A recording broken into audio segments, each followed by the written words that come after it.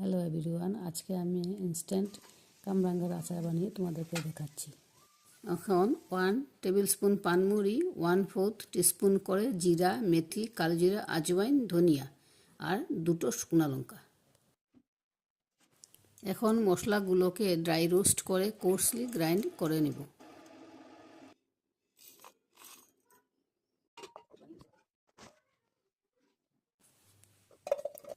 এইবারে একটা অ্যালুমিনিয়ামের পাত্রে কামরাঙ্গাগুলোকে হাফ বয়েল করে নেব।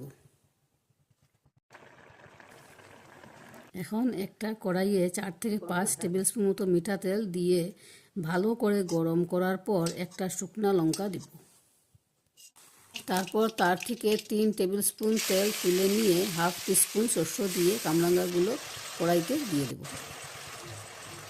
এখন হাফ টিস্পুন লবণ, 1 টিস্পুন লঙ্কা গুঁড়ো দিয়ে একটু সময় কষিয়ে নিয়ে 3 টেবিল স্পুন গুড় আর 2 টেবিল স্পুন চিনি দিয়ে ভালো করে কষিয়ে নিয়ে ভাজা মশলাগুলো দিয়ে তুলে রাখা তেলটাও দিয়ে দিব। তৈরি হয়ে গেল কামরাঙ্গার আচার।